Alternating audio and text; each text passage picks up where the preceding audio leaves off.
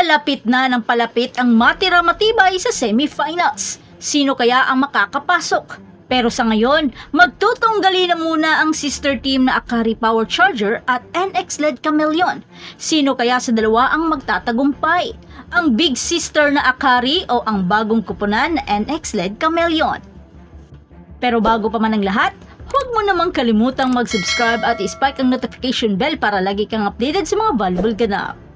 Bago man ang kuponang NX-led ay makikita naman natin na palaban at may ibubuga sa mga bakbakan dahil yan sa tulong ng Japanese coach na si Taka Minowa.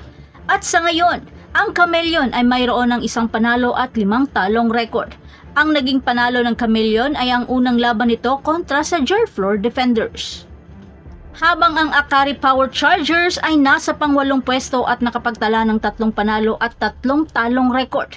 Isang napakagandang laban ito dahil pwedeng pumalag ang NX-led Chameleon at pwersahin ang Akari na gibain ang sistema nila. Dahil unti-unti na ngang nakukuha ng Chameleon ang sistema ng Japanese coach, kaya naging maganda ang bakbakan nila kontra sa Cherry Tigo na umabot sa 4-setter match. Bagamat natalo man sila pero pinagpawisan rin si Ea Laure sa kanilang mga pambihirang atake. Lalo na si Joe Maraginot na ngayon ay lumalabas na ang pagiging Eagle Claw.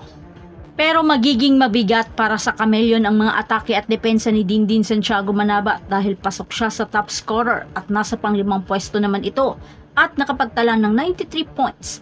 Habang si Laika Ebon para sa NX-led Chameleon ay nasa pang-13 siya sa pwesto at nakapagtala ng 70 points. Pero hindi naman magiging madali para kay Laika Ebon dahil pwedeng makiller block siya ng 2 top blockers ng Akari na nasa pang-3 pwesto na sina Ezra Madrigal at Faith Nesperos na parehong nakapagtala ng 0.55 average block by set.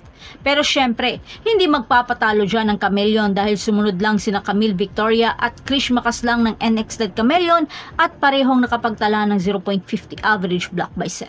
Kaya sobrang higpit ng laban na ito at paunahan na lang sa timing. Makakaasa naman ang Akari sa bigat ng mga binibigay na service aces ni Manabat na nasa pang-8 sa pwesto sa top server at nakapagtala ng 0.30 average ace by set.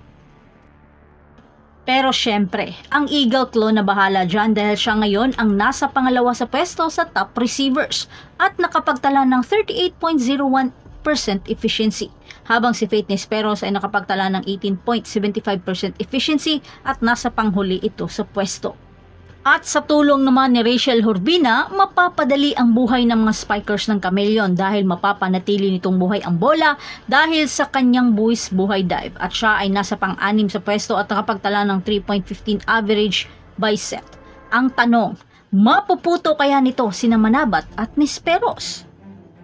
At syempre, pagdating sa decision making, magkakatunggali dyan sina Camille Cal at Jaja Maraginot na magkasunod sa pang-8 at pang-9 sa pwesto.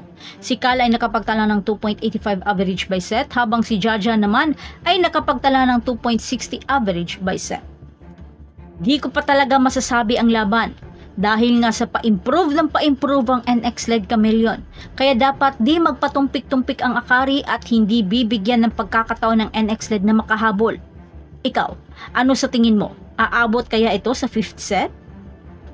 So that's it. Thanks for supporting this channel and please don't forget to like and subscribe and spike the notification bell para lagi kang updated sa mga valuable ganap. And thanks for watching.